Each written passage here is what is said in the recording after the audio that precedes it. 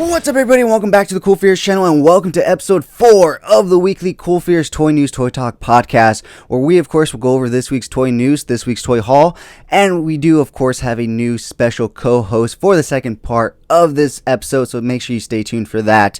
But before we get into all of that, if you're new, then welcome. This channel is all about cool action figures, analyzing them, hunting them, taking pics of them, and of course, playing with them. I upload new content constantly throughout the week, so make sure you hit that bell icon so you stay notified when I do upload new videos. And if you guys want to support the channel in any way, all I ask is that you watch my videos from start to finish, and go ahead and hit that like button if you are enjoying the content. And if you haven't already, go ahead and hit that subscribe button, guys. It is a very small goal of mine to try to reach at least one new subscriber per new video that I put out, so please be my one new subscriber for this video. Thank you so much in advance. As always, the information on this channel is intended for adult collectors and not children.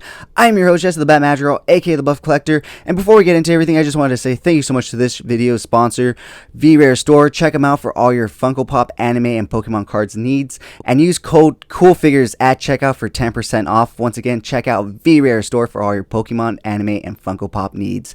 But with that being said, guys, let's go ahead and jump right on into this week's toy haul. So we started off kind of with nothing. Really, we found these two things, but we were really in hunt of the Bat Cycle, the Mcfarland Bat Cycle. I went to Target to look for this, and I did not find it, but I did find this Shade Turret, which is part of the new World of Halo Wave 3, I believe, that is just starting to hit stores now.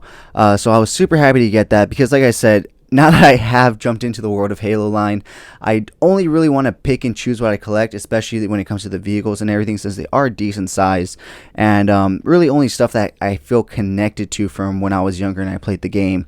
And you know, shade turns were definitely a big part of Halo 1, 2, and 3, so I definitely wanted one of these. It's really cool, very well detailed. The review for this will actually come in about 2 weeks, because after watching the Suicide Squad, I definitely wanted the figures. I didn't want them at first, and if you saw last week's episode of the weekly podcast, you would have seen that in my discussion with my co-hosts, while we were talking about the Suicide Squad movie, I mentioned that I did not even want these figures at all, but after watching that movie, I definitely wanted them. So anyways, we'll get a little more into them in a bit, but I went to dinner out of my area on Sunday, and of course, as all toy hunters do, I had to stop by a few Targets and Walmarts since I wasn't in my area, and thankfully one of the Targets had a surprise for me, and that was the new Mcfarland Bat Cycle. My review for this is already up on my channel. I will link it up above here, but go ahead and check it out after you're done watching this video. But yeah, so it's really cool. Let me move this sticker real quick, and I'll go into that in a bit too. But this thing is really cool. Like I said, the review's already up, but I absolutely love this. And if you guys haven't already seen the leaked photos of the new Bat Cycle from the Flashpoint movie that they're filming, it does look very similar to this. Not quite exactly like this, but very similar. So I feel like a lot of people are going to want it for that reason. And this does extend out like it does show in the picture. So you have the short mode and as well as the long mode. For a more in-depth review, go ahead and check out my video, which I linked previously up above. But yeah, that is really cool. So like I said, I was kind of just, you know, on my way to Target, just really just had nothing else to do. It was you know, end of the day, right before they closed. I think it was like 9:30, 9:40, and I was like, you know what, let me just take a quick trip to my local Target, see if I could find anything. And I didn't find anything in the Target section, in the toy section, or in the NECA Funko section. And so I was like, all right, I'm gonna go home. Not a big deal, you know, I've spent enough money this week. And I decided to walk down a random aisle that I never walk down when I leave the toy aisle. Usually I'll just leave it the regular way out, but this time I decided to walk through the middle and walk through this random section. It was like, I think it was like kids blankets or something. And as I'm walking, I see a McFarlane DC Multiverse box on the shelf, and I'm like, this could either be a really good figure or it could be nobody. So as I got closer, I was really excited to see that it was in fact Bloodsport and Polka Dot Man. So I told myself that if I did find these in store, I was going to pick them up. And then I have to shout out my friend Robert once again for helping me complete the wave the very next day. He found me Harley, Quinn, and Peacemaker, which was amazing. By the way, Peacemaker does not come with this gun. This is actually the gun that the Joker Arkham Asylum comes with. Yeah. I was so happy to have this wave. And yes, I know King Shark isn't put together. He's still in mangled pieces and whatnot. But that's because I haven't filmed a review for him yet, where I will be building him in the review and stuff. That way, if I run into any issues or anything that I notice, you guys will see it along with me. So yeah, guys, that is oh yeah, I almost forgot the boxed Spartan right here. As you saw last week, I actually picked up the mongoose. So now I have a warthog and a mongoose in the World of Halo scale. And I have an empty slot, so I wanted to put a new figure in that slot because the mongoose took up a UNSC Marine, so he took out one of the two that I had in the Warthog, and instead of buying another Marine, I figured let me get another Spartan on there, so that way it looks a little more variety, unique, a little different and whatnot. So that's the story behind there. I just haven't gotten around to opening him because the second I got these guys, I got the Bat Cycle, and then I got the Suicide Squad wave. So, and if you haven't already, go ahead and check out my review of Polka Dot Man. It is up now. He kicked off an early Suicide Squad week here on the channel yesterday when his review went up. So go ahead and check that out, and go ahead, or not yesterday, but Thursday, and go ahead and check out my Friday toy photography behind the scenes shoot of the Bad Batch to celebrate the season finale of the Bad Batch on Disney Plus. It has no spoilers because at the making of that video, and even at the making of this video, I have not seen the final episode, so there's no spoilers unless it happens to be a spoiler, because in my Mandalorian behind the scenes toy photography, I did predict Mando and Jango were going to meet and have a showdown, although that was already highly predicted in the show, so it wasn't too much of a spoiler, and it didn't go down exactly the way I portrayed it in my photography, but you can take that anyway. Anyways, like I said, next week will be the Suicide Squad members on my channel, so you will have, so I know I said last week you were going to see the mongoose this week and whatnot, but then like I said, I found the Bat Cycle, I found Polka Dot Man, and so starting off next week on Monday, you will have Harley Quinn, then Bloodsport, then Peacemaker on Wednesday, and all culminating on Thursday with King Shark, where we will build them together during the video. So I'm super excited about that. I can't wait to start taking some pics of these guys. Like I said, I did not want them at all. Like, I had no want or need for them. I saw the movie, I fell in love with the movie, and I wanted them. Have you guys seen the Suicide Squad movie? Let me know down in the comments below. What did you guys think compared especially to the first one, or just all the other DCEU movies? Where would you guys rank the new Suicide Squad movie? Let me know. I'll tell you where I rank it. So I'd probably put it third. Behind Man of Steel and Zack Snyder's Justice League. So I put Man of Steel second and Justice League first, and then I'd put the Suicide Squad. It was just a really good, fun comic book movie, and I absolutely love the deep cut of Starro and stuff. A lot of people didn't know who he was because he's literally the first villain that the Justice League ever faced, so that was really cool in my opinion. So I absolutely loved the film. I thought I was gonna hate John Cena in it. I absolutely loved him. I didn't think I was going to like it, and I absolutely fell in love with it, so I had to collect the wave. I had to get King Shark, so I'm super happy and excited, like I said, for this upcoming week to share with you guys the reviews and the picks that I take of these guys. So that is basically everything that I got this week. But I do want to talk about the sticker real quick. In the second part of my show, you will see a special co-host, and he did give me this amazing Joaquin Phoenix Joker sticker, so I just wanted to point it out and say thank you so much once again. I really do appreciate it, and you guys will see that later on in the episode, because we filmed that part on Wednesday, and I filmed this on Friday. That way I could get as much toy news in, relevant, recent toy news as possible. So I filmed that segment earlier on in the week, so that's why my hair will be a little longer as well. I got a haircut the other day, so a little stuff will be janky and off and whatnot, but it's all part of the same episode. So with that being said, guys, that is all the haul news, at least for this week. So let's go ahead and jump right on into the toy news of the week. Starting off with Mcfarland, we got a lot from Mcfarland, not just from their DC Multiverse, but also from their Spawn line. We have our first in-hand shots or out-of-box shots of the new Gunslinger Spawn. I will show them up right here. And as you can see, he can definitely go into some really cool poses. So I'm really excited for that figure. hoping that my Target pre-order comes through and it doesn't get delayed and pushed back like all my other ones do. Or, maybe I find them in stores. Maybe we all find them in stores before our pre-orders come in. We don't really know until it actually happens. So I'm curious, did you guys pre-order Gunslinger Spawn? Are you guys going to be hunting him? Are you guys excited for him? I personally don't really know too much about Spawn, I'll be honest, but it is a really cool looking figure and I could really use him for a lot of crossover picks. I'm starting to really get into a lot of crossover toy photography for my toys.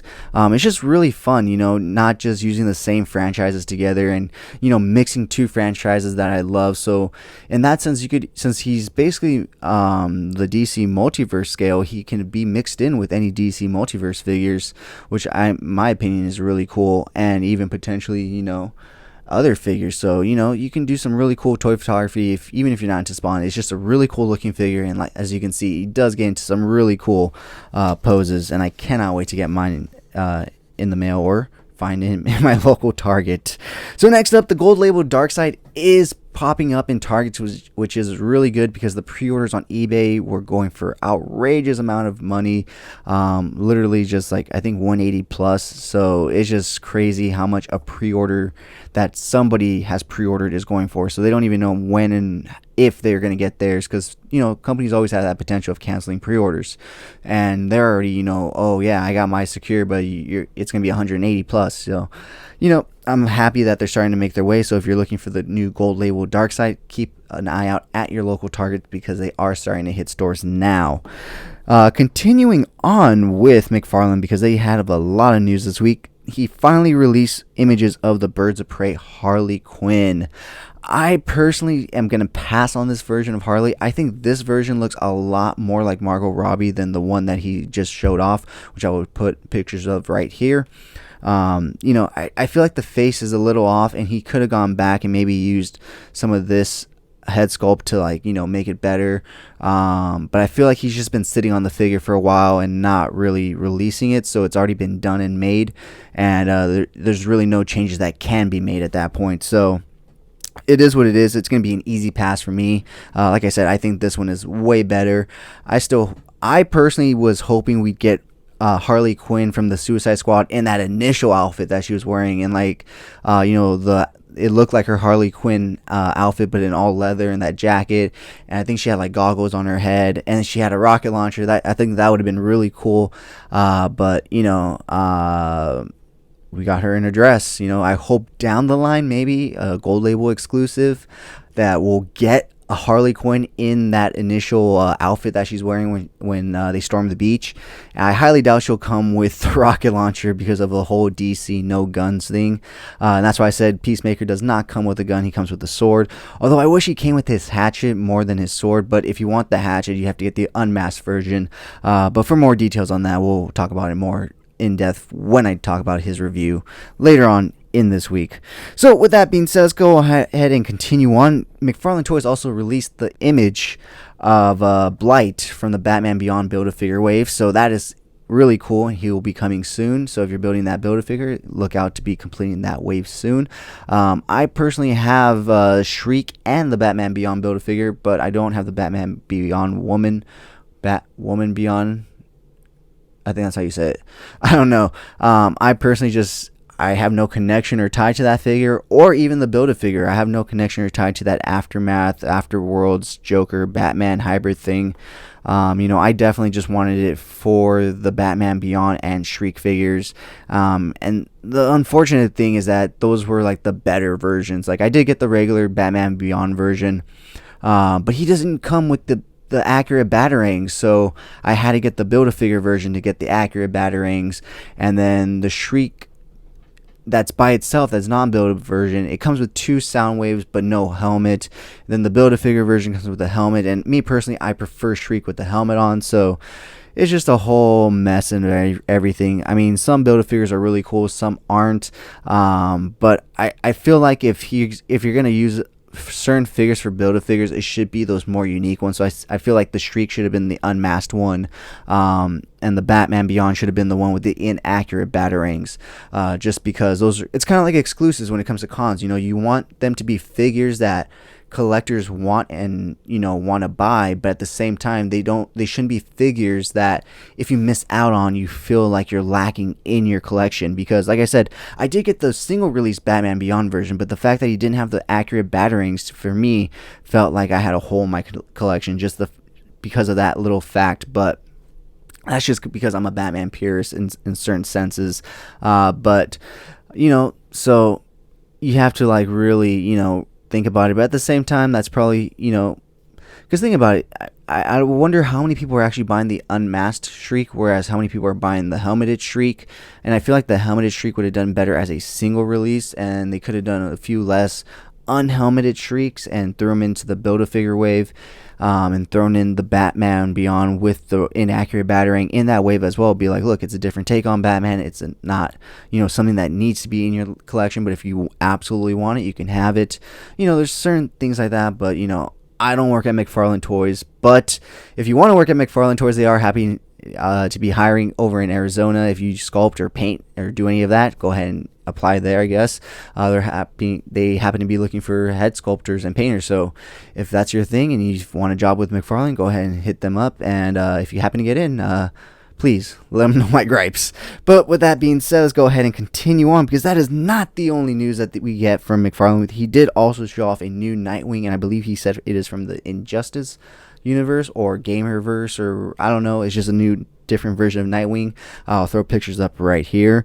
And talking about Batman Beyond, guys, there is another variant. Have you guys seen it? Have you guys you guys have probably seen it online and stuff, but have you guys seen it in stores? And see, this is what I feel like. I feel like Mcfarland Toys is leaving a lot of money on the table and chasing the wrong reuses. So he gives us a lot of reuse in terms of the same figures, but I feel like if he really wanted to make a little bit of more money, he could use army builders. I mean, he could give us a League of Assassins, give us some assassins to build up, or some Joker henchmen, or like I stated before, parademons. People would buy a few of those. I'd easily buy 6 parademons, just to use for toy photography and whatnot. So I don't know. I think I'll be honest though, I do think it's a really nice variant, and if I do happen to find it or come across it, I will definitely be picking it up, because like I've stated before, Batman Beyond is definitely a really cool Batman. I grew up watching it, so I have a nostalgia connection to it and whatnot, and I just did rewatch it, and it is still just as great as it was when I was a kid. So that is all that I have to talk about in terms of Mcfarland. Oh, actually, there's one more thing, and that is their face sculpts. Although Harley Quinn is a good face sculpt, have you guys seen the unmasked versions of Bloodsport and Peacemaker? Because I'm pretty glad I got the masked versions, because they don't look too well. I mean, the Cena one's not too bad, but the Bloodsport one is not that great of a likeness to Idris Elbis. I'm just going to butcher his name. I don't know, but Bloodsport. So I would have thought they could have gone easily to Mattel and been like, hey, here's a few thousand, can you give us a head sculpt for John Cena, with all the WWE figures that they do. But once again, I'm not in the industry, I don't work for Mcfarland Toys, but I do hope that they turn to photoreal technology pretty soon. That way they get a little more accurate with the faces, although Polka Dot Man doesn't look too bad either. And that's what I'm saying, like, the masked version of Cena isn't too bad either. It really does look like Cena, but when you take off the mask and you have the unmasked version of both those, that's where you get a little dicey in terms of how they look. So that is all the Mcfarland news. So let's go ahead and move on to NECA. Check your guys' email if you did pre-order the April O'Neil Ultimate figure, because some people are already getting it in hand. I checked my email this morning and I did get a shipping notification. I hit that tracking number as fast as I could, and it's still pending. So it probably hasn't shipped out. They just made the tracking notification. If anything, it'll ship today or Monday, since it is Friday as the recording of this video. So it's also Friday the 13th, so happy Friday the 13th. I might actually have to watch that movie today now, because, I don't know, I had this weird idea earlier today, because I did realize it was Friday the 13th earlier, but now I kind of forgot until, I was working on this, and technically when you guys watch this, it'll be Saturday the 14th, but technically the whole movie series takes place during that weekend, or at least the first ones. I'm going off on a tangent, but how cool would it be if, like, on every Friday the 13th during the year, like, a little tradition with your family would be, like, to have, like, a little, mini Halloween celebration, like, you guys, I don't know, eat candy, watch horror films. I don't know. That just randomly popped into my mind as like a cool little mini holiday, and also kind of like a Christmas in July. I think that would be a really cool thing. I don't know. I feel like, especially after everything that's happened, there's so many more reasons to celebrate holidays throughout the year and everything else that we love, because I think we use a little spooky season throughout the years, just sprinkled about. I don't know about you guys, but with that being said, like I said, do check your emails if you did pre-order that April O'Neil figure, because she is shipping and showing up at people's doorsteps already. They did show off the final packaging for the American Werewolf in London Werewolf figure, and it is massive, guys. So it is probably going to be a very big figure, so that's going to be amazing to look at. I may get it. Just because it's a werewolf, and it's a NECA werewolf, and it's going to be huge. And like I said, I am doing a lot of crossovers, so I feel like that can be really, really useful, and a bunch of crossovers. So we'll see when we get. We'll cross that bridge when we get there. So moving on from that, the Alien Capcom repainted figures that are repainted to look more movie accurate are showing up in your local Walmart. So if you are into that line and if you are collecting those, look out for those. Now, I think I'm pretty good with the one Xenomorph, the Battle Damage Xenomorph, and the Alien Snake that I have, which technically I do have to do reviews for the Battle Damage Xenomorph and the Alien Snake, but those keep getting pushed back because I keep getting newer figures, and I want to get those reviews out to you guys first, that way you guys can make decisions. But I will eventually release those other reviews. But with that being said, let's go ahead and keep on going, because the NECA Black and White Frankenstein has also been popping up and found at a local comic book shop. Credit to Toy Collector Star Wars, or CKC, Can't Kill Chewie, here on YouTube for the picture. He found it at his local comic shop. As you can see, the two packagings are very different, but essentially the same figure, just one's black and white and one is colored. If you haven't checked out CKC's channel, Can't Kill Chewie, I highly recommend you do. He does a lot of Black Series and Vintage Collection videos, and he's very funny, guys. I highly recommend you checking him out. CKC, Can't Kill Chewie. So with that being said, that is all the NECA news of the week. Moving on to Power Rangers. If you happen to miss out on the gold Xeno, see, I'm still in like NECA mode. I'm trying to say Xenomorph. The gold Zeo Ranger, Lord Draken, or the red Mighty Morphin Ranger, then you're in luck, because Hasbro has them up for pre-order to come out July of 2022. So I know it's a long wait. It's a bit of a wait, but they are going for a lot in the third-party market, if I'm correct. Because I did pick up my Red Ranger for around $30-something, and right after I picked him up, he shot up to like $68, and then a little after that, I saw him for like $98 on Amazon. So he is going for a pretty penny, so I'm happy to see that Hasbro is re-releasing him, because you can't have, a Ranger team. It's kind of hard to jump into the Lightning collection, especially, Mighty Morphin is just such a base of Power Rangers. Like, it doesn't matter what generation of Power Rangers you grew up with, you always have a tendency to go back to that first generation to see how it all started, where it all came from. And so I feel like no matter what Power Ranger group you grew up with, or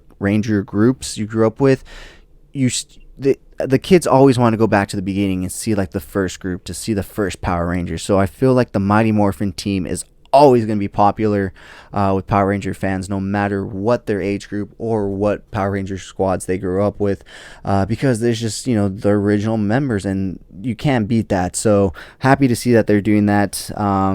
So if you guys are missing out on any of those three figures, go ahead and go check it out and pre-order them now.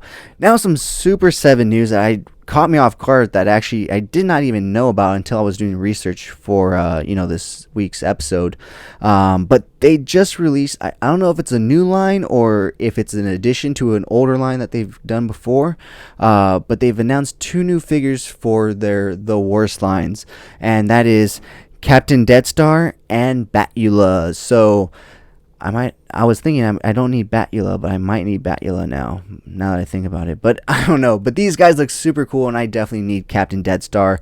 And now that I think about it, I might need Batula, but not too sure yet. But definitely Captain Deathstar. As you can see, he comes with a whole host of accessories, amazing accessories. I think they're 7-inch or 9-inch. I think they're 7-inch. I don't know. I have no Super 7s. I do have the Turtle Super 7s on pre-order.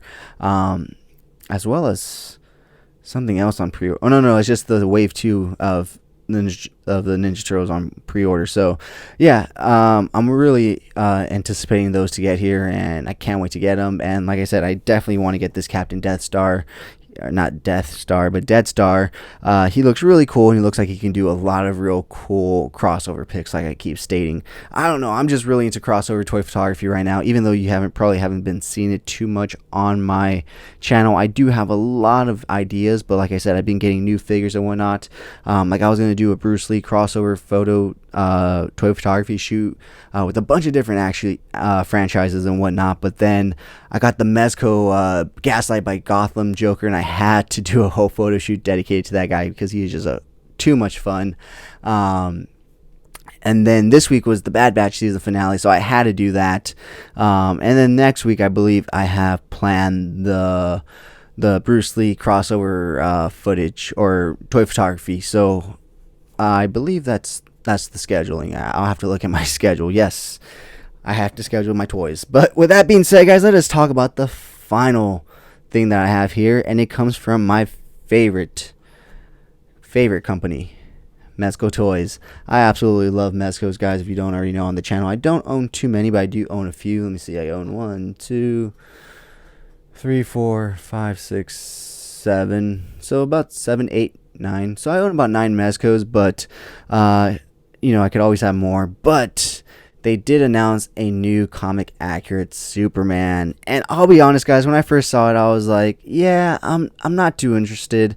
It looks really good, don't get me wrong, it looks amazing, but I was just like, I don't think I need this one, and then I saw the accessories. I was like, yeah, he just comes with a bunch of hands, yeah, he comes with heat vision and whatnot, but I actually did just recently pre-order the Beast Kingdom dynamic action Henry Cavill Superman that they just recently put up for pre-order because they're coming in for restock again. So I was like, well, I already got that one on pre-order, so there's no real need to get this one.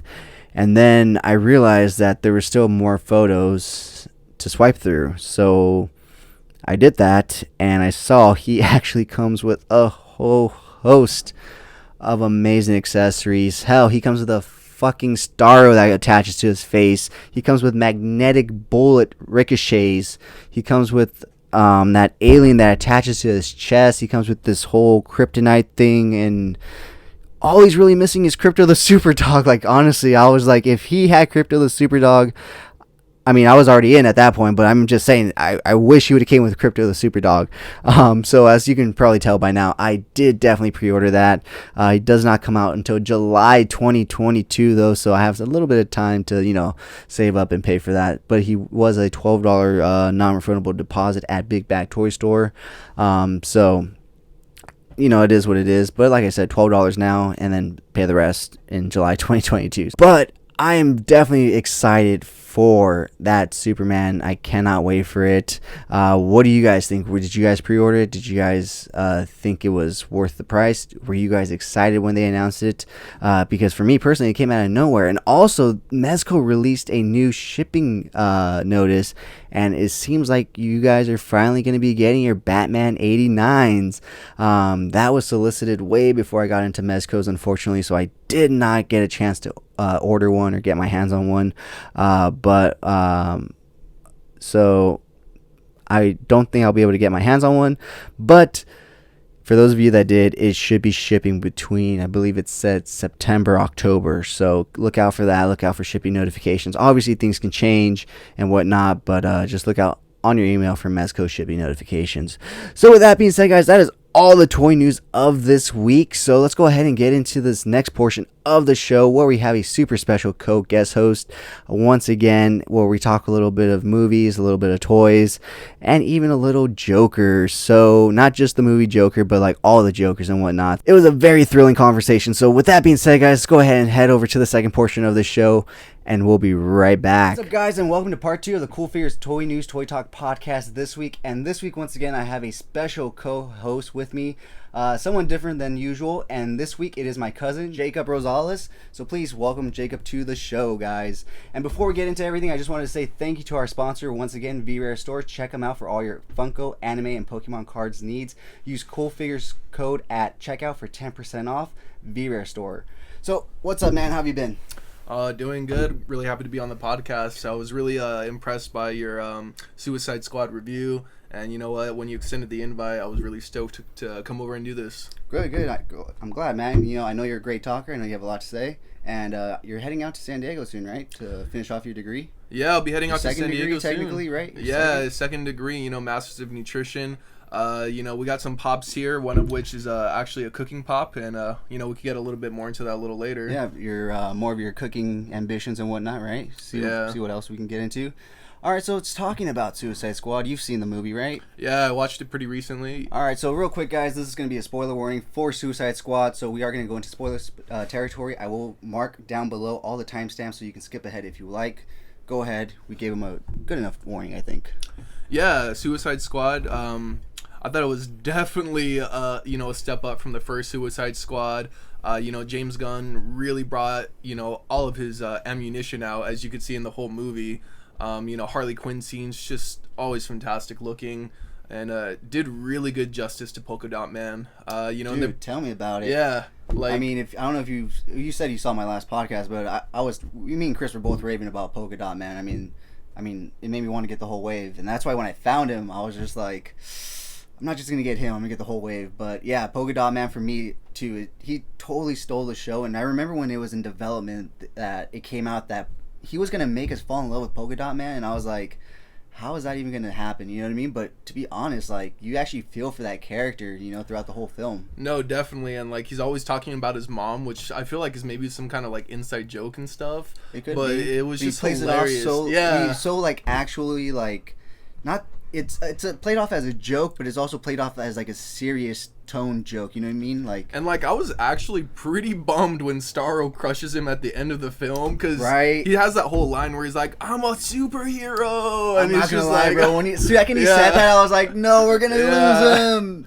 That's just like a total superhero movie trope. You know what I mean? So I was like, yeah, he really made me care for him, and I was crushed when that happened. But yeah, Polka Dot Man, you know, R.I.P. Yeah, so I take it Polka Dot Man was your favorite member of the Suicide Squad.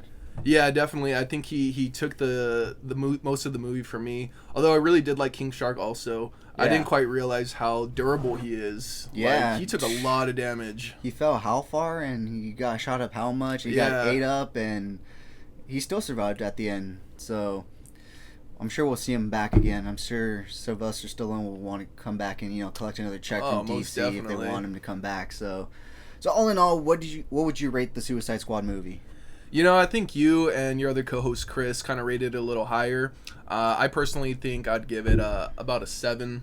I feel like it was a little disjointed at times. Okay. You know, the storyline, I was kind of like a little confused at certain parts, mostly like sort of in the beginning. You know, I wasn't anticipating, you know, the whole first team dying, but maybe that was the point. So, well, yeah, you know, it's a shock. Which was great. And then kind of like the transition to Harley Quinn when she's like doing her thing with the the Prince of Court of Maltese. I was kind of like, I guess, you know. And that's the disjointed part that me and Chris were really talking about during our review of it. Is just like that kind of just like takes you out of it. Like, we understand giving each character their own moment, but I feel like that was just too disjointed from the rest of the storyline. It just felt too shoved in. They could have used her time a lot better. Not that it wasn't used well in a way, because like those action scenes that it leads up to are amazing, but everything leading up to it was kind of just like a snooze fest, kind of boring. I started checking out, and I was like, okay, is anything going to pick up at some point? And thankfully it did, but yeah, that's the reason why I gave it a 9. Once Chris brought that point up again about it being disjointed, I couldn't give it a 10 out of 10, because then I instantly thought about that part of the movie, and yeah, I didn't find myself enjoying it at all at that point. Yeah, as soon as I decided to like suspend my disbelief, I was like, okay, you know what? This is just gonna be a fun, supervillain film. Let's just take it how it comes, Yeah, and actually now that we've had, the movies had time to come out and whatnot, and, me and Chris talked about it literally the night or the day after it came out on theaters and whatnot. But apparently a lot of people have issue with them killing the freedom fighters when they were going to, save Rick Flag. Or is it Rick Flair or Rick Flag? No, Rick Flag, Rick Flag, yeah. So apparently a lot of people are like, oh, well, we didn't like that. But it's like, one, they didn't know, and two, they are technically villains, so it's not outside their realm, Yeah, but I did really like that scene between Bloodsport and Peacemaker. Like, yeah, they're just like trying to one up each other, right? Yeah, and it kind of like showcases like their different skills. They're so similar. And, I'll be honest, yeah. I did not think I was gonna like John Cena in this movie at all, but he actually was pretty funny, and he was actually like a really good character and actor. You know what I mean? Because I don't know if you've seen like some of his other work in terms of TV and stuff. And I mean, I haven't seen Fast 9 or any of him in the Fast movies. I think he's only in the Fast 9 movie, right? I think he's been in 2 now. Okay, well, I haven't seen either of the ones that he's in, but I've seen movies back when he was first starting out, and they were horrible. And seeing him in this film, he's completely changed, kind of like The Rock. You know what I mean? Like now he's in the caliber to where he can be in a blockbuster movie and not seem out of place. He did really give a good performance, is what I'm trying to say, and he hit the nail a lot when he was trying to hit those punchlines and whatnot. So I really enjoyed him, and I did not think I was going to enjoy his character at all. Well, let's see where it goes. I mean, supposedly we're going to have like a show with Peacemaker. Yeah, HBO Max he's getting his own show. So yeah, if you didn't know, there's a second end credit scene. You got to make sure you watch all the way through. I suppose to tell your viewers, leave a comment. What did you guys think of the movie? 1 out of 10. Are you guys excited for the Peacemaker? Well, I was gonna say prequel, but it's not a prequel at this point. It's actually a sequel to the movie at this point. So, you excited to see it? Let us know down below. And what would you guys rate the new Suicide Squad movie 1 through 10? And let me know why down in the comments below. So with that being said, guys, we're gonna go ahead and move on to our second segment, and we're gonna go ahead and talk about some toys and some movies. So when I asked you on, we kind of didn't know what to talk about during this segment, but I kind of had an idea, and I figured I'd ask you about your top 5 favorite movies, as well as to ask you to bring some of your favorite pops and toys that you own. I'm not going to personally talk about my 5 favorite movies today, only because I feel like that'd be a good episode. If I don't have a co-host, I can talk about it myself.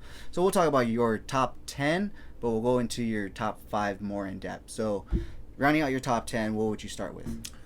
Okay, well, it took me some time to think of a top 5, but if I'm just going to do rapid shoot top 10, including my top 5. Yeah, but let's do 10, 9, 8, you know what I mean? Okay, we'll start with the Western. And it's a toss-up between 2 Clint Eastwood films that I recently saw. That's The Good, the Bad, and the Ugly. Of course, a classic. Classic film. Second, a little lesser known, The Outlaw Josie Wales. Both fantastic films, directed, starring, produced by Clint Eastwood. He does the trifecta of films, and fantastic. All of which are on Netflix right now. Definitely check them out if you're into Westerns. Let's see, coming down the list, I definitely think maybe this one doesn't land at a 9, but it's just because what I'm thinking of, The Matrix. I would put that a little higher, but I've always been a huge fan of the Matrix trilogy, primarily the first one. Are you excited for the new reboot, sequel, whatever they want to consider it? I need to see a trailer first, Okay. Yeah, Okay. but... well, at least I heard most of the original cast is coming back, so that's a plus, right? Exactly. It's always a plus when the original cast comes back, although it kind of sucks when they don't do them justice. So, no, definitely. Star Wars. But anyways, continue. Continuing from there, Sam Raimi's Spider-Man. Fantastic. It's just an original superhero film that basically revived the whole genre of superhero films in my perspective. Well, that and X-Men. X-Men came first, but Spider-Man definitely helped solidify. X-Men was a little more underground, and then when it came out, it became a little more like, okay, superheroes are cool. And then X-Men 2 came out, and it's like, okay, superheroes are really cool. And Spider-Man came out around that time. I think, did Spider-Man come out between... I'm not really sure, but... It was definitely early 2000s. But I know X-Men 1 came out in 99, 90 something, and Spider-Man came out in 1000. So they had a little bit of a lead, but at the same time, Sam Raimi's Spider-Man definitely solidified the coming of the new superhero age, you know what I mean? So the X-Men kind of started it, but definitely Sam Raimi Spider-Man kind of like was like, okay, this is definitely where we're going in this direction, because it just made so much money. And it's definitely like one of those films that basically really started Stan Lee's cameos, you know? Like, as a kid, I'm pretty sure that's one of the very first films where I could recall seeing Stan Lee in the big film with the superhero, you know? And he's in all three of them, which is always really cool, you know? Yeah, and then after that, it kind of carried on over once Disney took over the license, and they, you know, wanted to continue that tradition, which is nice because he did, you know, contribute so much to it. And I'm sure if Jack King Kirby was still around and with us, you know, I'm sure they would have offered him the same deal. You know, same with DC and Bob Kane and Bill Finger, you know, but unfortunately all three of those aren't with us anymore, or actually all four at this point, you know, even Stan Lee passed away. That's one person I wish I would have at least met once in my life, you know what I mean, but never got the opportunity, never got the chance. Next film that I really like is Scott Pilgrim vs. the World. A lot of people like that movie. Really? You don't care for it? I've never seen it, but you I've never gotta watch it. The trailers just don't interest me, man. It's just, I don't see Michael Cera as an action hero, even though I've heard great reviews of it and stuff. Like, I don't see him as an action star. I don't see it. I just can't sit down and watch it myself. It's definitely something I would consider worth watching, if not just for the music. It's all original music in the film.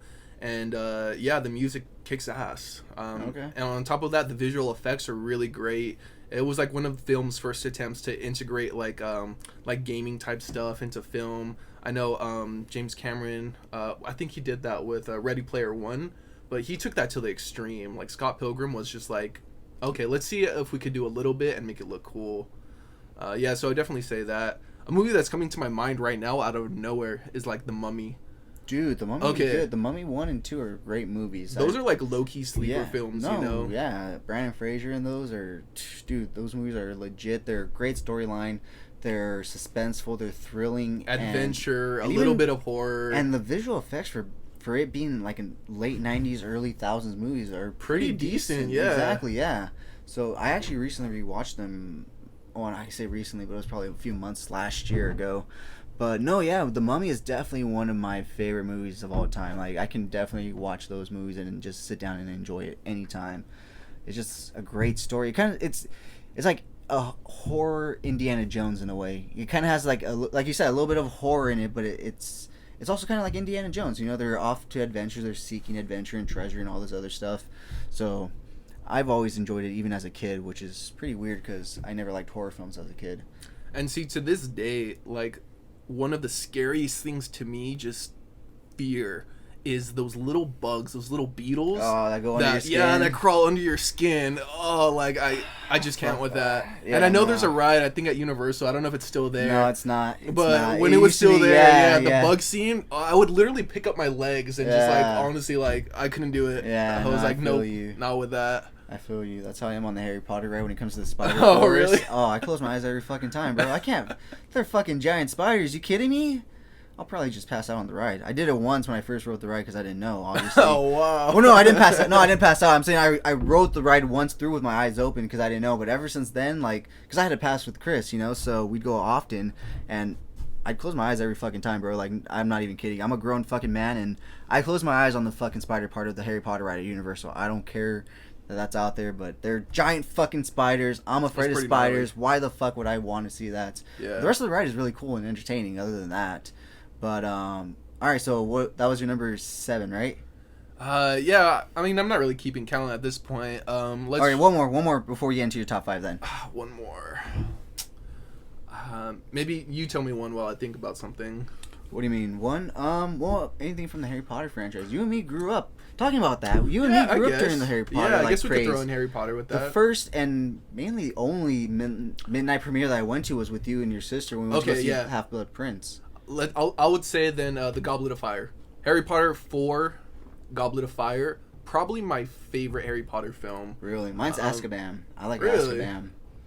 I like how dark it is. That's the darkest one. That's what I'm saying. I like how dark it is because they actually. But borderline with Half-Blood Prince. That one's also pretty dark. Yeah, but Half-Blood Prince was like after they were like, okay, you gotta like lessen up the There's darkness. still kids in Azkaban. Well, like teenagers. Yeah, but what I'm saying is like when Azkaban came out, it was like the first majorly dark one that they went with, and after that, the studio was kind of just like, "Whoa, that was a little too dark." Kind of like when Batman Returns came out, and they were just like, "Well, we can't even market this to McDonald's because you have fucking werewolves and people dying and all Dementor. Yeah, exactly. So so that's why if you notice, Harry Potter got a little softer after. I mean, Goblet of Fire is still borderline, like it's still there, but at the same time, it's not as dark as Azkaban until you get into the Macy, and the Macy's pretty damn dark in Goblet of Fire. And like, it's just like the end, when Voldemort killed Cedric Diggory. Yeah, and he comes back, and he's all like, the end of that film is not a happy ending, like a lot of those films aren't. No, realistically. Well, I mean, at the end of the first one, he goes home. At the end of the second one, Hagrid comes back, so it's happy. End of the third one, he's happy because Sirius is free, and he gets his broom. right. The end of the fifth one was how?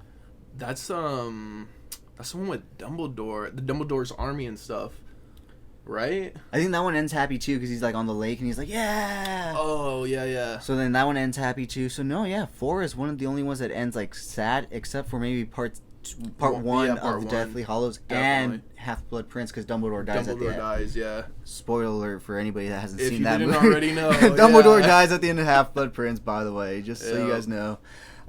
Okay, so let's get into your top 5 favorite movies. All right, man, so let's get into your top 5 favorite movies, and you said you brought the pops that are basically associated with them, right? Yeah, that's right. In no particular order, these are among my top 5 favorite films. I'll probably have some honorable mentions, but we'll just start from the left. Right here, this is Funko Pop of Alfredo Linguini, one of the main characters of Disney's Ratatouille. Great film, one of probably my favorite animated films of all time. If you don't know what Ratatouille is, go watch it. It's about, underdog chefs living in Paris in France, and they're just doing their best to cook the best food in the world, and it's just a great all-around story. I mean, the main character's name is Alfredo Linguini, Yeah, it's literally a plate, right? Yeah, it's a pasta plate, it's an entree, exactly. Really fantastic. So once I got him, I was pretty stoked. I kept him in my kitchen for some time. You also got the Octopus sushi chef from Monster Inc., right? I was going to bring him. I remember when you got that. That was when Pops were at the height of their popularity. Because even down the street from me, I had a whole store dedicated to Pops. But as quickly as it opened, it closed, obviously, because of everything else. Well, not everything that's going on now. It's just, online sales were better and whatnot. And obviously, storefronts are dying. So they eventually closed, about 9 months after they opened or so.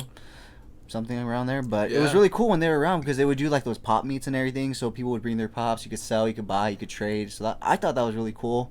I think they would have done a little better if they would have branched out outside of pops. You know what I mean? Like if they would have done like pops, I think so too. Pops and collectibles, and it was more like action figures and stuff. Because you'd bring in a lot more customers and clientele with a wider range. Because as big as pops were, like I said, as fast as they climbed, they kind of like dropped and then kind of steadied off. Like there's still pop collectors and everything, but I don't feel like there's as many as there were about 2-3 years ago. Yeah, I hear you on that. So right here, this is the Dunharrow King from The Lord of the Rings, Return of the King. That's the third movie in the Lord of the Rings trilogy. I forgot how big of a fan you were of those films. Yeah, huge fan. And it's got a strong fan base. Amazon actually got the rights to film a TV show, right? Yeah, a TV show. Yeah. And it's got like something like $1 billion backing up against it. It's going to be the most funded TV show after Game of Thrones. And so I'm super stoked about that. This is why one of my favorite pops is because he's kind of got like this translucent sort of look. And okay, I see what you mean. Yeah, and in the film, he's a ghost. I think I was with you when you picked this one up. Yeah, you were with me. You picked this one up at a shop called Quest. Yeah, I remember now, yeah. And, there was this figurine when I was maybe like 10. I remember being at Toys R Us, and I was like, Mom, can I get this particular like toy figure? And she was just like, oh, we could get it next time. And next time it wasn't there. And that was like one of my like regrets as a kid. And so when I saw this one, I was like, I need to have it. And I almost didn't get it, but then you were like, dude, just buy it. Yeah, that's what I told you. I mean, if it makes you happy and that's the one you wanted as a kid, and you can get it in pop form, it'll make you somewhat happy for what, like $8? Like, yeah. I think your happiness is worth $8. So I'm pretty stoked with that one. Next to this guy right here, we got Pixelated Batman.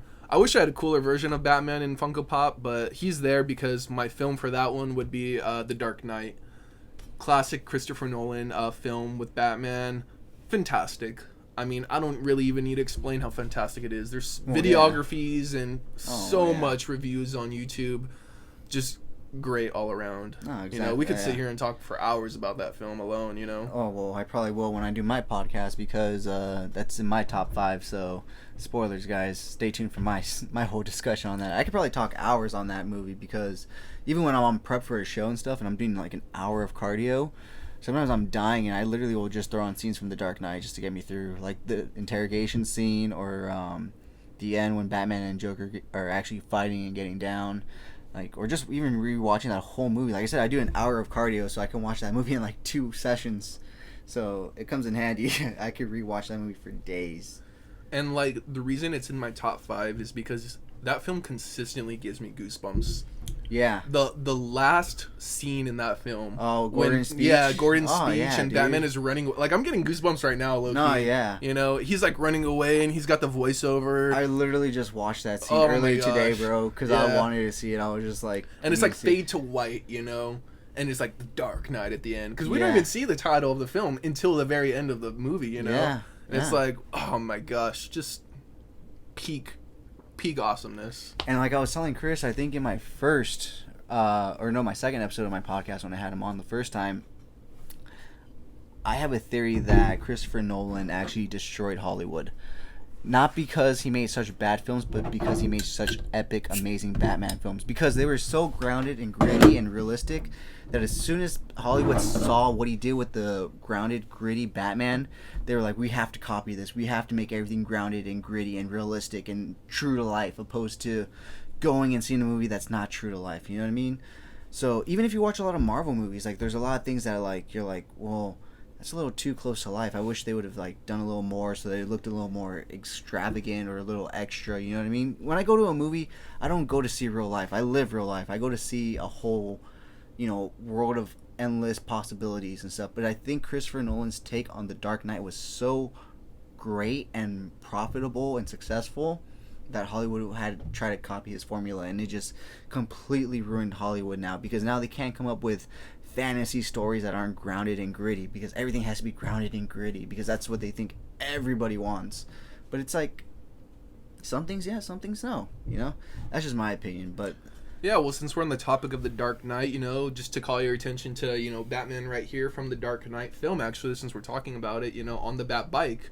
Yeah, this is from, you know, from the Tumblr, right? No, this is actually from a comic book series, the White Knight. Really? Yeah, it's just kind of similar. It looks similar to that. Yeah. And I don't know, have you seen the leaked images of the new Bat Cycle? The Bat Cycle from the new Flash movie. Yeah, it kind of looks similar to that, and that's why I really wanted to pick that up, and I'm happy I found it in stores, because I feel like a lot of customizers are going to want to get their hands on it and really make it look like the new Bat Cycle, which it should be easy to if you're a good customizer or even a halfway decent one. I'm going to leave it as is, because... the most I've done as a custom figure is the Kenobi up there that's in disguise as a super commando. You probably can't see him from this angle, but all I did was pop the head off and switch it. That's all I can do. We got this pop over here. That's from Mad Max Fury Road. Probably one of my favorite movies in the 2010, you know, era. Really? I saw that movie like 5 times in theaters. When I saw it, I was completely blown away. Really? It's basically a chase scene the entire movie with just outlandish vehicles, like crazy pyrotechnics, with just like a wild looking story. Like it could be arguably like a chase, a western, a thriller, and man, like, and it hardly has any dialogue. Like I feel like the movie itself is telling the story versus the actors who are like really have to say words. And I just really loved it. And I mean, this particular pop I thought was great because in the film when they're chasing all the main characters, whatever, they're just got like war drums. They got like all this music, and then this dude comes out with a freaking double electric guitar that's shooting flames, you know. And I was like, as soon as I saw that part in the movie, I thought that was the most badass thing I'd ever seen. All right. So that's your. Well, I guess you said in no particular order, right? So that's your number. In no particular order. That'd be your fourth favorite film. And I'll be honest, I did not enjoy that movie one bit. Wow, yeah. I didn't at all. But I remember you thoroughly enjoying it when it first came out. You even got the video game and everything. So video game was trash, by the way. Movie was fantastic, in my opinion. Yeah. I wish I had another pop to put up here. I was gonna say I only see 4 pops. Yeah. So what's your 5th movie? Definitely, it's gonna be a Star Wars film. Star Wars Episode 3. It is a toss-up though between that one and Return of the Jedi, but Star Wars Episode 3 just takes the edge. I mean, visually, fantastic looking, and you just see the Jedi at the height of their power, and not just the Jedi, like one of the best Jedi in the history of Star Wars against Obi-Wan Kenobi, a lifetime fan favorite, Yeah. And their battle is just epic, and another movie that always gives me goosebumps because every single time I watch that movie, I wish it would just be different because it's such a tragedy, like. We know what happens, Order 66, the younglings and everything. And it's like, I always secretly wish the movie would just be different, but it's not. No, yeah. It's already set its emotion. And you know what's going to happen, what's going to go down, and obviously what it leads to. Episode 4, 5, and 6. But I have to admit, that's... It's told in a way that you still are in anticipation for it, regardless of knowing what happens 40 years in advance. Every time. You know what I mean? Yeah. So, fun fact: the way you want to know how I got to see that movie in theaters? I was actually playing baseball that season. It was the first time I played baseball. I wanted to try it out. Did not like it. I don't like baseball. I didn't like playing it. So my mom was like, I didn't get a hit all season. All season I didn't get a hit. But the last game she's like, if you get one hit, I'll take you to go see Star Wars Episode 3. Great motivation. What the fuck do you think I did? You got that. I fucking hit that ball no, I'm kidding. I hit a fucking grounder to first, but I hit the ball. So I got to go see Episode 3 with my mom because I got a hit. But yeah, motivation, guys. Any way you can get it. See, when I went to the theaters to see a Star Wars Episode 3, it was the midnight showing, because midnight showings were a thing back then, Well, I know you and your mom would always let you and your sister, so fuck you. We went to the midnight showing with a family friend, Daniel and his mom, and I just remember at the end of that film, when Anakin is just like burning alive on Mustafar, Marianne turns over and looks at me, and she's like, "You see? That's why you don't do evil stuff." And I was like, oh my gosh, and he's like crying out in pain. And I was like, oh, okay. Yeah. Like that memory is just stuck with me. It's so funny. But yeah, stay in school, kids. Don't do bad stuff. Don't do drugs. Dare. All that. What was it? My girlfriend, the drug dog. Listen to him. All right, so that rounds up your top 5, right? Yeah, that's about it. My top 5. Although I do have something to give you. I know you have like no idea what I'm gonna do right here, but I actually have this sticker that you can't see yet. But I actually bought this for you a while back, and I've been meaning to give it to you for a while. So I was like, what better time than now? Oh shit, dude! I appreciate it. Yeah, Joaquin Phoenix is the Joker. That is really cool. Yeah, I'll definitely go somewhere in my Joker display somewhere. I'll find a place. I think he's gonna go next to that Joker up there. I know you guys can't see, but he can see. But yeah, that's cool. Thank you, man. I appreciate that. So check that out, guys. Really cool. By the way, what did you think of Joaquin Phoenix's take on the Joker? You know what? Out of the blue, let's just go on a straight other whole ranking system. What would you rank the 4 Jokers first to last? Okay, let me lay them out. Joaquin Phoenix, Jared Leto, of course Jack Nicholson, and of course the late great Heath Ledger. Okay, immediately number 1 is going to be Heath Ledger. Okay, now that could be controversial because a lot of people say Jack Nicholson is still the best. Although I do agree with you, but I just want you to know that counter argument, and I want to know your reasonings why. See, like each Joker represents a different aspect of just like wildness.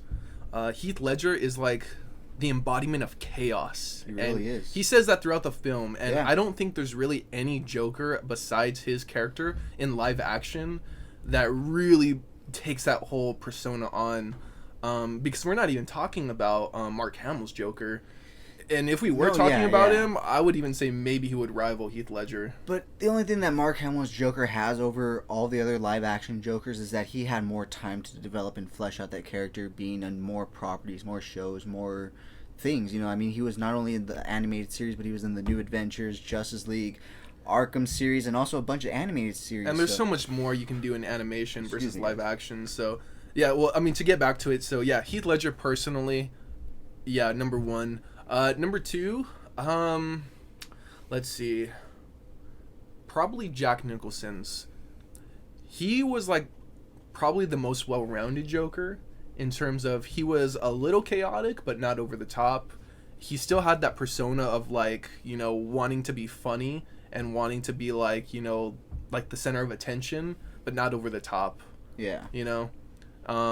Let's see, what we got two more Jokers, right? Joaquin Phoenix and Jared Leto. Okay, well, yeah, Joaquin Phoenix, for sure. Jared Leto, like, do we even need to, like, know what place he's in? Like, everyone knows. It's just funny because, like, I recently watched a video on YouTube. I think it was a Watch Mojo video, and it was the ranking of the 4 Jokers. And the only point that Jared Leto's Joker got was because he was in a movie with Harley Quinn. Okay, well, yeah, that's literally the only point he got, not because of anything he had to do with the Joker. The fact that he had Harley Quinn in his movie gave him a point because she was the most famous henchman he was in a movie with. You know what I mean? Let's be honest, Margot Robbie as Harley Quinn, that's like, she kicks ass. Okay, her and Viola Davis as Amanda Waller are the and Henry Cavill and even Ben Affleck as Batman are the perfect. I think they're are the perfect casting. Yeah. Ever. Everybody else, I mean, can be changed down and whatnot. I believe in my mind. Let me know down in the comments below, who do you guys think is the best casting in the DCEU? But I think Viola Davis, Margot Robbie, and Henry Cavill, and definitely Ben Affleck as Batman. I really wish we would have got a Ben Affleck Batman movie, but it is what it is, yeah. So anyway, so you would put Joaquin Phoenix as third, right? Maybe second. It's like they're really close, you know. I feel you on that because maybe second. The only reason I would put Jack Nicholson's above Joaquin Phoenix's is because he's the Joker for the majority of the film, whereas Joaquin Phoenix doesn't really take on that persona until the very last 20-30 minutes. Yeah, that's true. So we're supposed to get another Joker film. Well, the thing is, they're writing another Joker film, and then they're going to give it to Joaquin Phoenix, and if he thinks it's good enough, he's going to sign on. Because right now, he's not signed on to do anything. Yeah, that's what my understanding was. I personally think I don't think it needs a sequel. Thank you. I don't think it does. It's a good standalone movie that doesn't need a sequel. It does. And I don't need to know what what happens. From the happens. get-go, Joaquin was like, it's just going to be one and done. Exactly. And, you know, and that's what he wanted. He's the type of actor to, like, be a method actor. He goes straight into that role. Well, that's why he won an Oscar for it. That's his whole life, and that's why he won an Oscar for it, didn't he?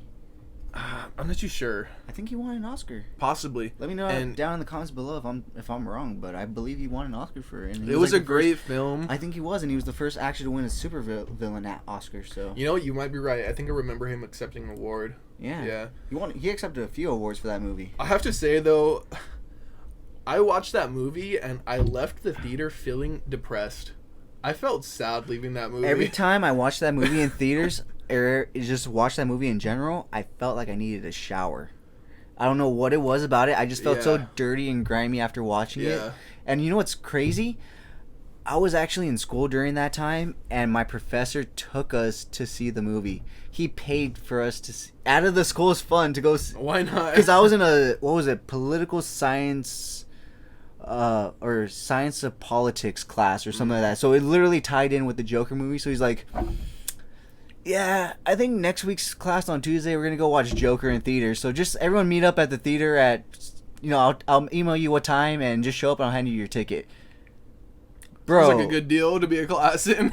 no joke. And this was like a high, research class, and he was like, yeah, we're gonna go watch Joker. And literally, dude, the rest of the semester, all we did was discuss Joker and how it tied in with like political science and everything. So it was a very interesting class, and it was nice because, like I said, it was a higher level class. So it worked out for me. But I was like, you're gonna go pay for us to go see Joker? Let's go. Yeah, I mean, there's a lot to be said about that film, but yeah, you feel some type of way when you leave that movie, and if you don't... I feel like you're leaving Walmart and you need a shower. Yup. So anyways, obviously Jared Leto was your last one. I mean, come on, let's be real, like, Jared Leto could have been a good Joker, but the execution just wasn't there. I feel like he wanted to be a good Joker, but then he was like, Heath Ledger was such a good Joker, I need to pull from him. And I feel like it's a cheap imitation of Heath Ledger's Joker, especially in Zack Snyder's version of Justice League. He goes way too try-hard. It's like middle school try-hard. He's all like... It's just, in my opinion, too middle school try-hard. Because I get it. Like, he wanted to be, like, gangster Joker, you know, but... I feel like every other... Joker, yeah, though. that's what I'm saying. Like, every other like you said, is Joker's just not him, you know? But not just like, that, but like you said, Joker's supposed to be an embodiment of chaos, not actual controlled, like, right. empire and whatnot, you know? And, like, I recall, like, in the animated... there's an animated film... like looking at Batman, and he's fighting like the mafia, you know, like Gotham has a mafia, you know, Gotham has like the Russian, and like those are like the gangsters of Gotham. Like you don't typically think of Joker as like a gangster of Gotham. If anything, you know? he has a few disposable henchmen or anything, but that's about it. He's not, you know, a whole formed gang or anything. Right, and so yeah, it kind of felt out of place personally, I thought. Yeah, I personally didn't enjoy all the tattoos and all the flashiness. Like you said, kind of like the gangster style of it. It's just not Joker, you know? And I feel like he tried to take Heath Ledger's Joker into like an edgy, middle school Hot Topic way. That's just my interpretation of it. But see, like, you're right. Like, Margot Robbie's Harley Quinn really did pay off because, like, she's got like the tattoos, you know, and stuff like but property of the clown. That and works stuff on her, that, but like for him when he has like damage across the forehead, it's like it looked silly, you know. I was okay with the grill because they explained it as he has silver teeth because watch for me with the hand, bro. The hand tattoo. Okay, no. I'm not talking about the hand. I'm talking about the grill and the silver teeth. I accepted that only because they said he's been around Gotham so much and Batman beat the shit out of his teeth. So I was like, okay, that makes sense. That actually makes sense. But no, all the tattoos on him made no sense whatsoever. Yeah. I've never seen or known an interpretation of the Joker to have tattoos. And you're right. That's just not him, you know? Yeah. He's just not him. So because like the closest thing to body modification the Joker has done is literally cut off his own face, you know? Well, yeah. And that is so much more hardcore than what we got from Jared Leto's Joker, you know? Yeah, he had so much potential. I feel like the studio just changed that Suicide Squad movie so much because the first trailer versus the second was so different. It was something completely different. There was a different direction that they decided to go in instead of another. So it is what it is. So my personal thing. So wait. So you would put Nicholson or Phoenix second? I think I would put Phoenix second just because it's the more recent film. You know, Nicholson's is a little dated now. Okay. Yeah, I think I'll go with that. Okay, so my my four would be obviously Heath Ledger. There's no opinion on that. I mean, a lot of people would argue, you know, Jack Nicholson versus him as the number one, but Heath Ledger was just one. He came. I mean, nobody thought Jack Nicholson would make a bad Joker, right? Everybody knew Jack Nicholson was the perfect actor for the Joker. Actor, you know? So the fact that Heath Ledger was like a teen heartthrob, he was like this good-looking guy that out of nowhere. It was kind of like when they casted Michael Keaton as Batman, and there was like outcry. People were pissed that it was Heath Ledger. Like, how can you cast this pretty boy as the Joker? And out of nowhere, he transformed himself into this person that nobody expected to see. The clown prince of crime, literally in the flesh.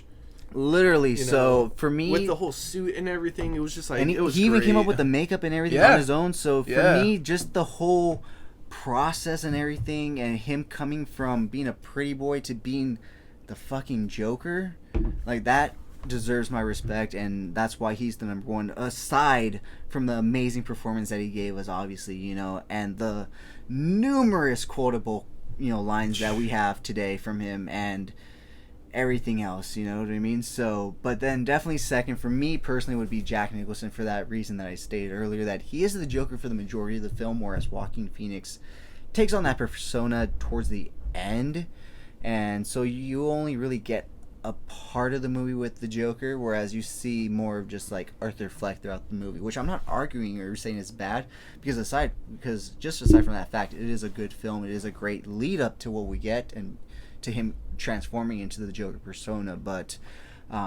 Just to kind of come in here, like, Yeah. I actually really liked that in the Joker with Joaquin Phoenix, that they sort of give a reason as to why he laughs the way he does, you know? No, yeah. It's one of those things that it doesn't need to be explained, but for the context of the film, it worked, you know? Like, he's got some disability, you know? He's just a normal guy, and he just happens to laugh, you know? And that's what I'm saying. Like, I thought that was, like, really good, like, storytelling. No, that's what I'm saying. It is a toss-up between, you know, Batman 89 and Joaquin Phoenix's because of that reason and whatnot. But the fact that Nicholson is the Joker for the majority of the film, like 3/4 of it, and you still get that backstory with it, it kind of just overtakes it in terms of like that for me. But don't get me wrong, I absolutely loved Joaquin Phoenix's take on the Joker.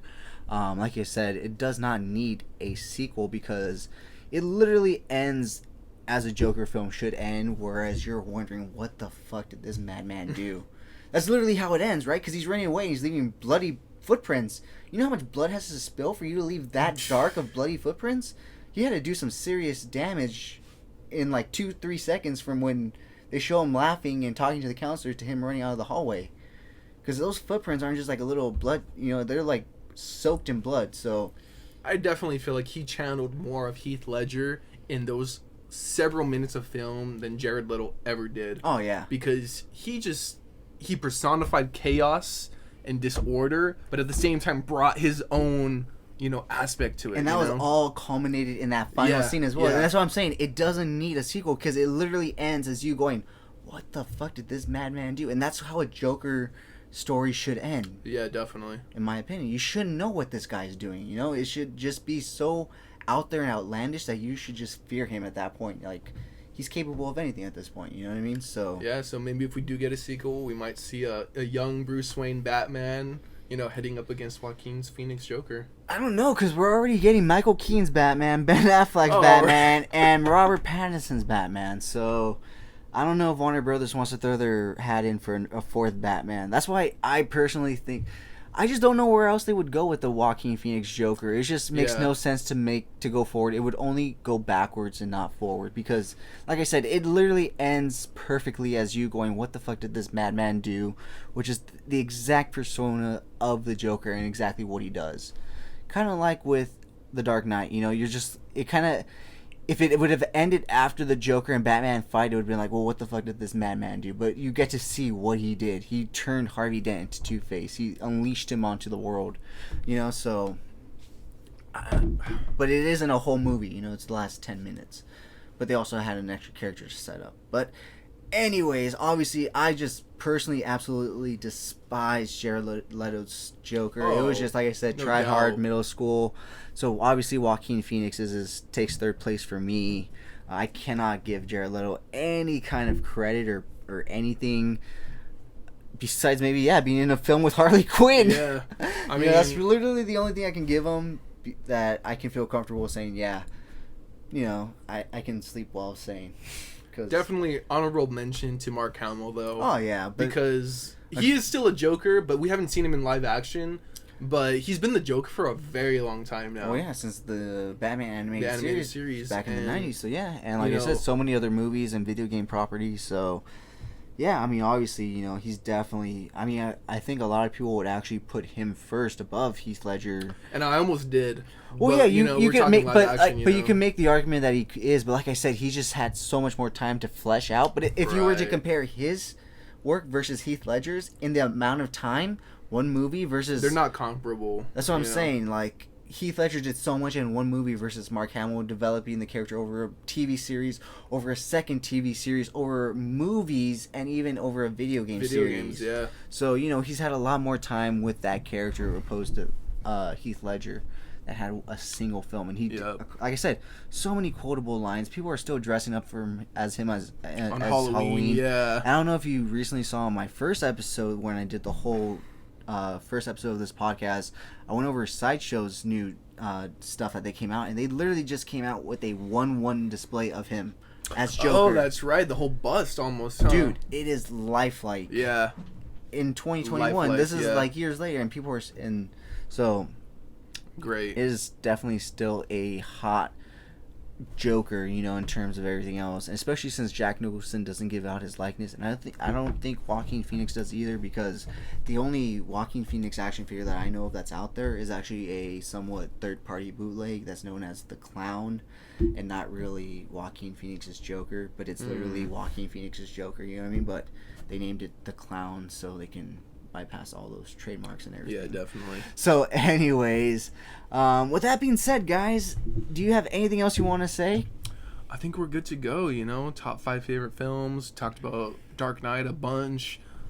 The Joker. Yeah, finish it with a good brew. All right, sounds good, man. I will talk to you guys in the next one. Alright guys, thank you so much for watching this week's episode of the CoolFigurez Toy News Toy Talk podcast. If you did enjoy it, please remember to give it a thumbs up. It really helps the channel grow and it lets me know you guys are enjoying it and to keep making them for you. And if you haven't already, go ahead and hit that subscribe button, guys. And once again, I just want to say thank you so much to the channel sponsor, V-Rare Store. Check them out for all your Funko Pop, anime, and Pokemon card needs. And of course, use code CoolFigurez at checkout for 10% off. As always, guys, thank you so much for taking time out of your busy day to listen to me talk about toys. I really do appreciate it. As always, I'm your host, Jesse the Bat Madrigal, aka the Buff Collector, and I will talk to you guys in the next video.